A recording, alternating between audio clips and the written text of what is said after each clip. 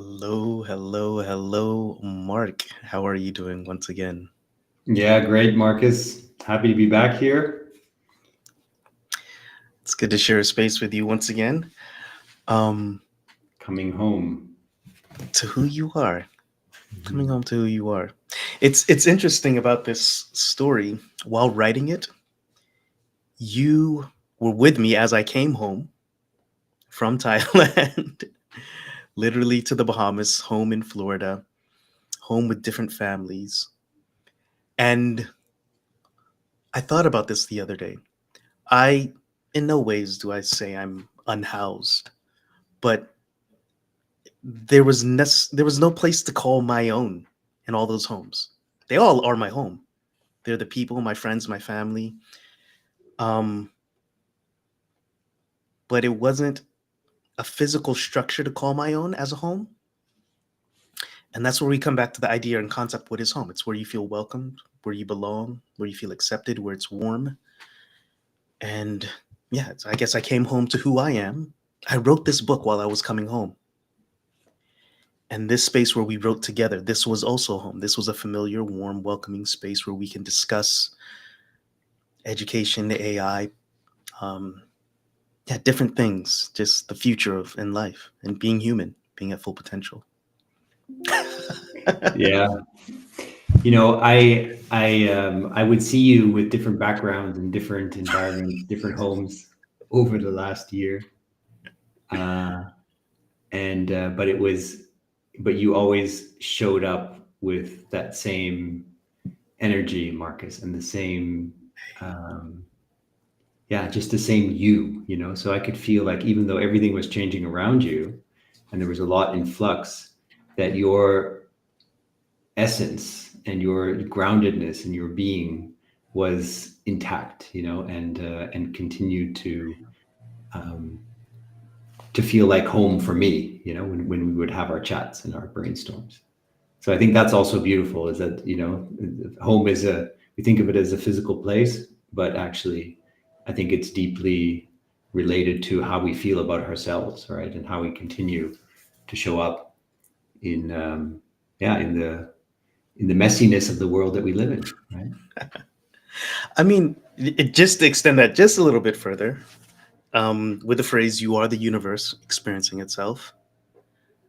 Um, so there is this environment, but there's also the inner environment, and that's the work that I do. It is empowering the inner voice because we need to expand, and then we influence our environment as our environment influences us. Yeah. There's this phrase that says, when you can't change the people you're around, change the people you're around. Yes, yes, yes. Invite new people. Yeah. Or be intentional on influencing them. So it goes both ways. I mean, if you sit with the Yeah. verse long enough, yeah, you either invite new people or you invite the approach to it, or you, anyhow, before getting all philosophical, but yeah, coming home. Thanks. And just picking up on your reference to inner voice, Yes. uh, maybe we can just touch on where we left off last week, which was the opening scene where Kenna is in the classroom and he has this very strong inner voice that is wanting to come through, wanting to be listened to. And he's starting to listen to it, but then sits down again, and he stands up and everyone looks at him and his inner voice is about to speak its truth, but then he sits down and puts it back into its place. And the title of that chapter is Kenna, so the introduction of the main character, and the price of silence. So the price we pay of staying silent and of not listening to the guidance that we're receiving and the messages that are important for us to pay attention to. And so I think that is a sort of just a little recap of where we are in the story, very early on still. And maybe you can say a few words about the next chapter. The next chapter we have, chapter 3, is Professor Amar, The Price of Speaking Up. So in both instances, we have the voice speaking, either being silent, the price of being silent, and the price of speaking up. He is a professor. He's a professor that has progressive ideas, or, well, ideas that of progress, yeah. And in this chapter, he's meeting Professor Hendricks, a person whose class he's taking over. He's teaching economics, and they have this exchange back and forth of, hey, stick to the script. Professor Hendricks is saying, don't be too wild, don't go too far off. And Amar is like, there's something more I need to teach these kids and that I want to teach these kids.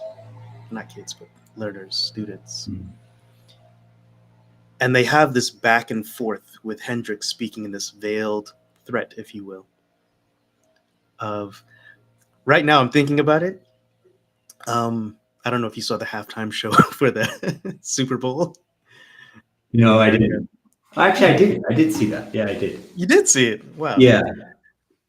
And just the idea of, hey, there's a game going on here. Play the game, stick to the script. You've experienced that inside the business world. I've experienced that inside the classroom. But there are games, literally games, which is quite fine. You have to choose, how are you going to play the game? How are you going to show up? And I think that's what all these characters are going through, in a sense. That's what all of us are going through in life. Like, which game do you want to play? How are you going to play it? And are you going to be in integrity with yourself as you play it? So, yes. Oh, I see Marie has joined us. There's a pleasant surprise. Let me let me see if I can bring her on. Are you open to that? Yeah, of course. Okay. Good morning, Marie. How are you? I'm fine, thank you. I'm listening with a lot of interest, so that's my job to do, only Okay. listening. Okay. I didn't mean to bring you onto the stage because we did invite Well, you, but I didn't know if you want to speak or not. Go on. Sorry. No. Go on, Bark. yeah, Mario Jose is a great example of somebody, a dear friend of mine, somebody I've known for a long time, and somebody who I think is a great example of somebody who can hold a future vision with a lot of commitment, determination, and kind of unwavering a vision of the future, a vision of what's possible, of what's in the realm of potentiality. And no matter what is going on around, and how many times you get told, no, that's not possible, it can't be done, she's steadfast. And that's what I truly love about Mahi Jose. So for me, she represents one of these agents of change, very important agent of change, similar to, what Amar represents. And I think, what both you and I have gone through, Marcus, and continue to live into, as a teacher. And when I was in an organizational role as well, I was always kind of the odd one out, the oddball. That's how I felt. And, there was many years where I thought there's something wrong with me, and that, I needed to change so that I could be like everyone else. And at one moment, not at one moment, but, with my personal journey, I realized that no, actually what I'm bringing is something new and important, and something that needs to be given voice to, even if it's not received fully. And so the more that I sort of lived into that, the more I started to find my own path, which eventually led to leaving that environment and going on my own journey as an entrepreneur. And I think that this is very much sort of, this chapter 3 is very, very much laying the groundwork, or laying that same sort of line for what Professor Amar is going to be experiencing. I'm going to touch on that just a little bit. Mario Jose, is that correct? Am I saying it right? Yes. Okay. I know you say you came just to listen. If you would like to share a quick word, I'm open to it. Or if not, I can let you just listen. Okay, I really am I'm really here to honor you both and to listen only. Thank you. Thank you. It's wonderful to have you. All right. All right. To you know, I'm thinking about what you said, Mark, right? And Dan Siegel has this idea that we're here to be safe, for us to grow, for us to expand and have secure attachment.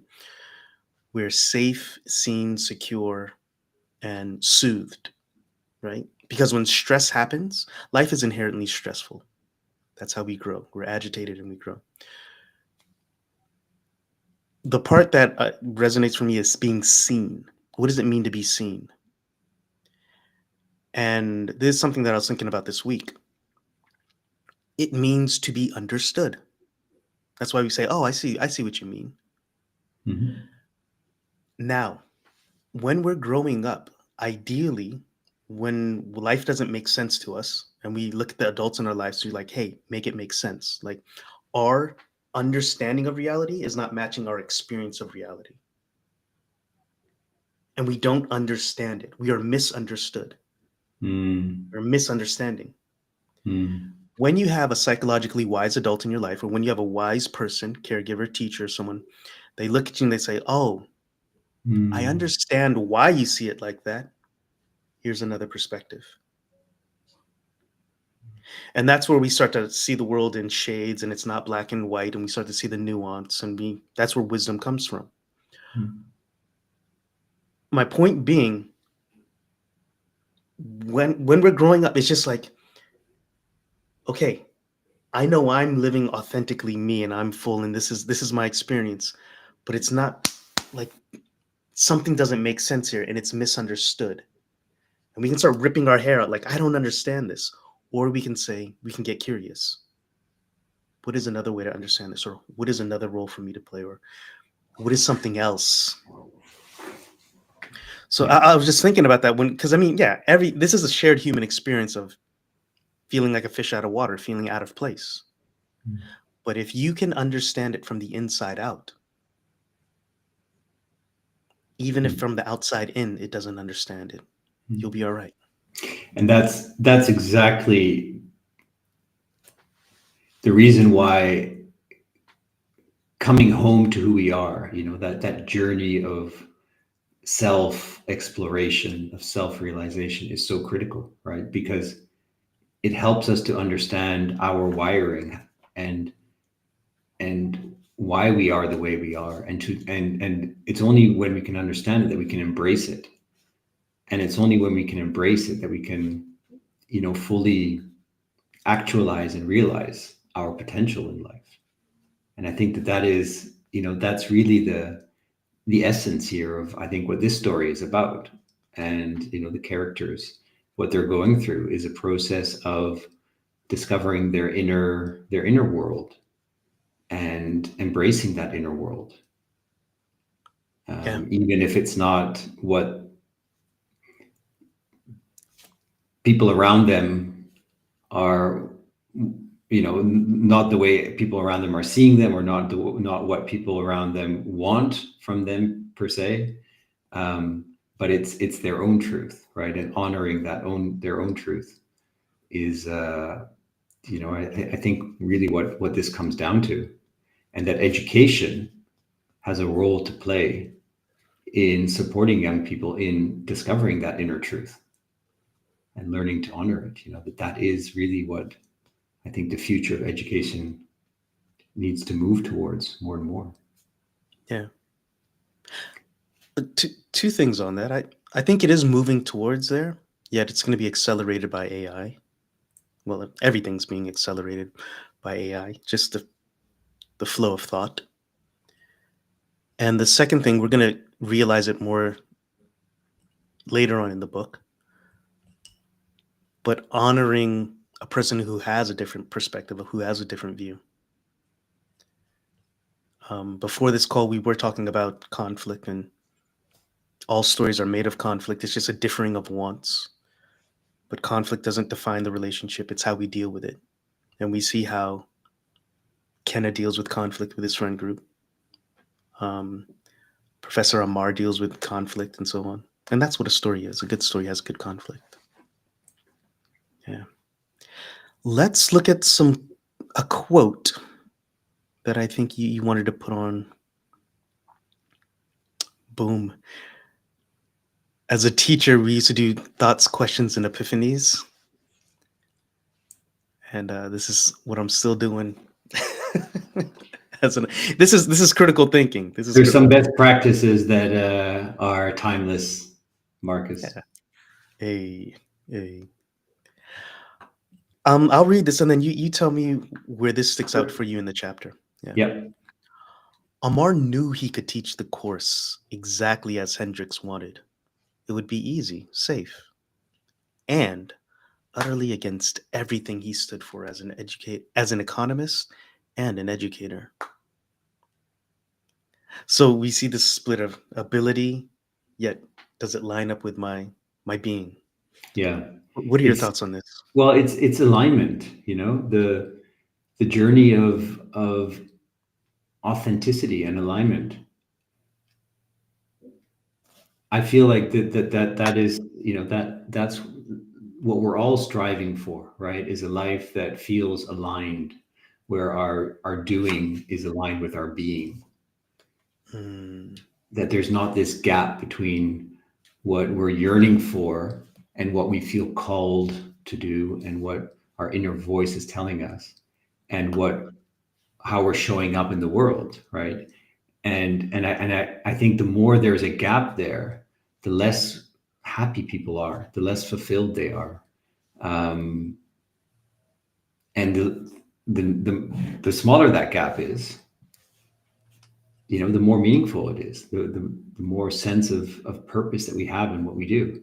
And I think Amar has gotten to a point in his journey as a researcher, educator, economist, where, a point in his personal development where he really values that level of alignment, where that's really important to him, and he's willing to pay the price if needed.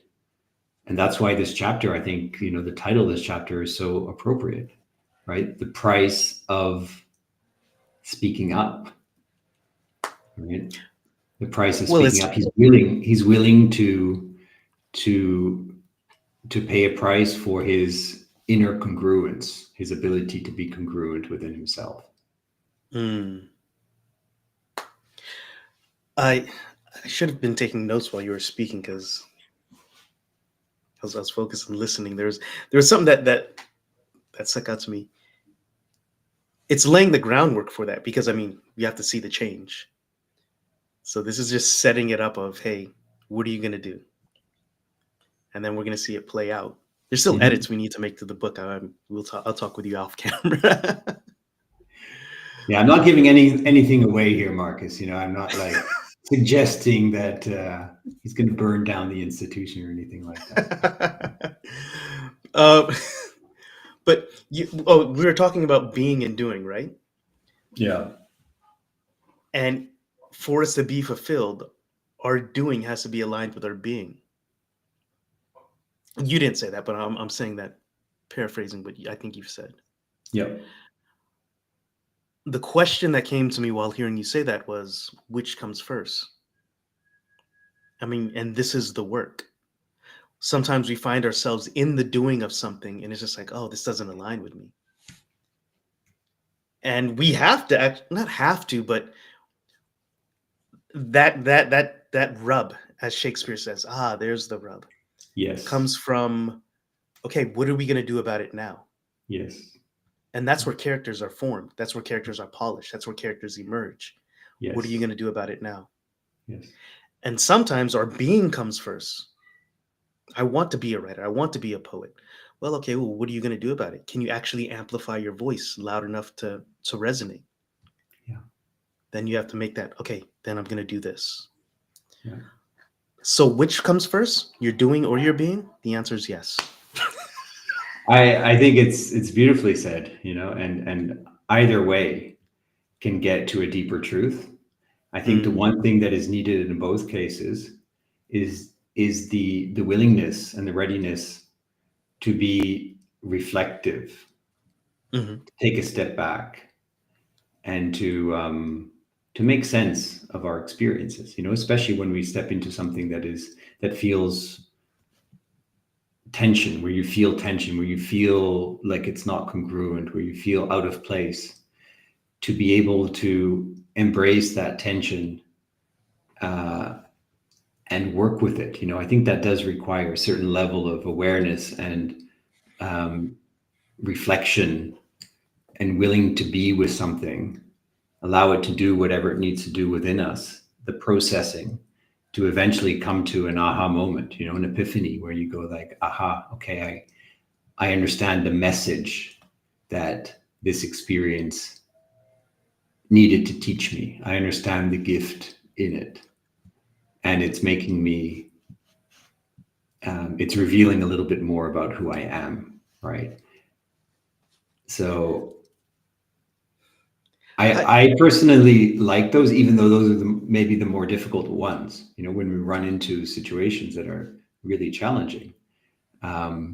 Sometimes the default is like, okay, let me just bury this, and move on and pretend it never happened. That would be called well, you said I kind of like those. That would be called a growth mindset, Mark. Yeah. And I was going to add on to that. That's a skill. And it's a skill, ideally, that's learned at a younger age. So as you start to face new challenges and newer challenges, it's just like, okay, what is the meaning behind this? Help me make this make sense from the inside out. Of course, we seek counsel, we seek other people and other perspectives, but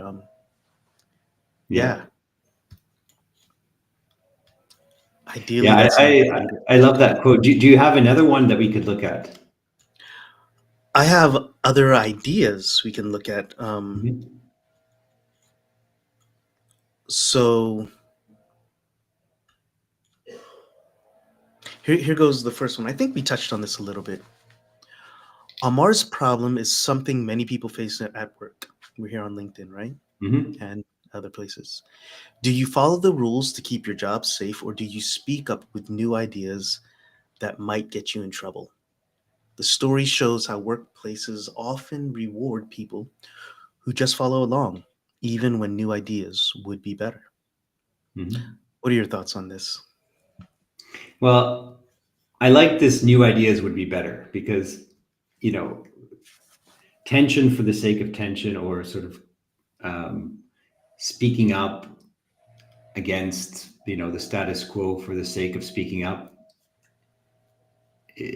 not that interesting. But when you look at it in terms of the making things better, that's where I feel like it becomes very interesting, right? Because the only way to innovate, the only way to come up with new ideas, in a company setting would be new products or services, right? In a university setting, it might be new programs or new types of initiatives, new projects, new research ideas. The only way you can do that is if you're challenging somehow the current belief about something, or the current way of thinking, the current assumptions about something. And you need people who have a bit divergent ways of thinking, who are tapping into something new, and to allow that and to give space to it, I think, is the key to innovation. So when it's positioned like that, I think it becomes easier for people to understand, okay, why is it important to nurture these people, to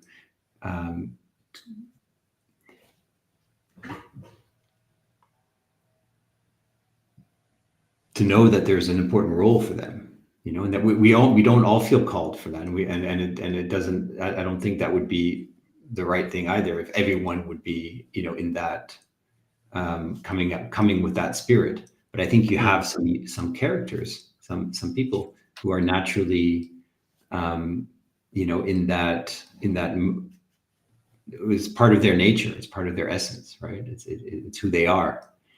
And to be able to find a place for them and to nurture that and to give space to it, I think that's super important. And it is, what creates progress. But the consciousness of a lot of organizations is not there yet, I feel, or it's sort of struggling with that. Well, depending on the organization, the bigger, more established organizations are there because they have conserved, or they Mhm. have stuck to this script for a long enough time. Yep.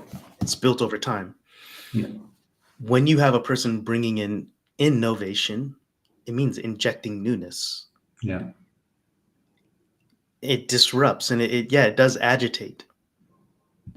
I think you're right. There has to be a healthy welcoming of that. But when there's just a lock off of, okay, there's no new innovation, that's where it stagnates. And I guess also that means innovation within ourselves. Here's something to think about. I remember a student, I asked him a question one time, and I asked him out of sincere curiosity, and he snapped back at me, and he was just like, dude, why do you doubt me? And I thought in my head, I said, oh, he heard that question as doubt.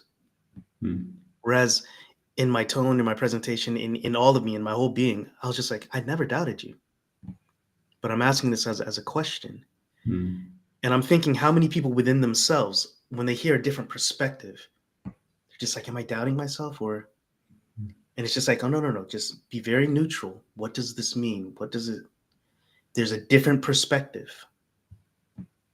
Now, I brought that into a very internal space. If we expand that out to an organization or even a country, America in its own issues, but has a moment now where they're looking at diversity, to be divergent, to divide and have different perspectives. How can it also include those ideas and still grow? Because that's how the human body grows. That's how organizations grow. That's how we break apart and we come together stronger. Break apart and we come together stronger, honoring and respecting everybody in it. This is what growth is, eh? Beautiful. Yeah, beautifully nice. Yeah, beautifully said, Marcus. The innovation within, I love that, innovating ourselves. I can think of a dear friend, Fabio, if he tunes into this or if he shows up, he's all about that innovation from within. Yeah, and the other thing is that I feel like it can be easy to get in this either or paradigm, right? Where either you hold on to tradition and you conserve that as best as you can, or you're in this very progressive, everything is possible mindset. But I feel like, we can also move beyond that. Okay. That paradigm, right? And that there is a place where you can still honor tradition and still honor, the roots, but also allow for newness to come through, to build upon that. And that space in between, I feel, is very rich, but it's also that space where we often feels a bit, it's less easy for the brain to comprehend it, right? So we sort of shut that avenue down and we go like, okay, it's this or it's that, and it's much easier for.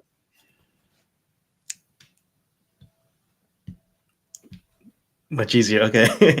Much easier. Yeah, I'll stop there. Okay. I thought you had a bit more. Much easier for the brain. Let's put it that way, for the brain. Well, you know what makes it much easier for the brain, in my experience, in my my little bit of salt and pepper wisdom here. When you know what you want, when you know what you're moving towards, when there's an ideal, I'm moving towards this. I'll welcome in any innovation or any conservatism, actually, even anything. Is it moving me towards my objective? Yeah. And I mean, even moving towards that objective in my view of the world, it is realized here, even before being realized out here. Yeah. So is it helping me progress to that while still holding holding all of it? All of it belongs. But is it going to get me to my objective? I think that's great. That's really great. and again, it's laying the groundwork for what's going to come in the story too. When I think of the donor Sprong, we won't go into it now, but when you reframe the vision, you can bring people along that may not have been able to come along when the vision was defined in a different way. So I think that having an aspiring vision or purpose or why is, then the how can come from so many different places, but that I think is often missing. Yeah. All right. Very nice. Well, Mark, yeah, we're going to have shorter episodes, 15 minutes or 30 minutes. Hello to everybody on the replay. Also, hello to Mary Jose. Thank you for joining us. What is our next chapter? What is our next chapter about? Sorry to put you on the spot. Do you know? Or we've sat with it for a year and a half. Yeah, we're going back to Kenna. So this, chapter 3 was very much about introducing Professor Amar. Mm-hmm. And chapter 4 is, again, the perspective from Kenna and how he's experiencing this first lecture of Professor Amar, right? So because Professor Amar is taking over the class, and all the students are expecting Hendricks to show up, and they sort of have a certain expectation of what that class is going to be like, and all of a sudden there's this new person standing there, and it creates some shakeup with the students in a pretty positive way. It's called Old Ideas with a New Perspective. Old Ideas with a New Perspective. Yeah. I'm looking forward to that. It reminds me of actually a real life situation I had in class. A little bit of that chapter was inspired by my real life events. All right, Mark, everybody who's joined us for this moment to come back home to who we are. Yeah, it's been a pleasure, Marcus. Yeah, always. Thank you so much. Look forward to next Friday. We'll do it all again. Same bat time, same bat channel. That's all right. All right, be blessed where you are. Yeah, Peace. take care. All right.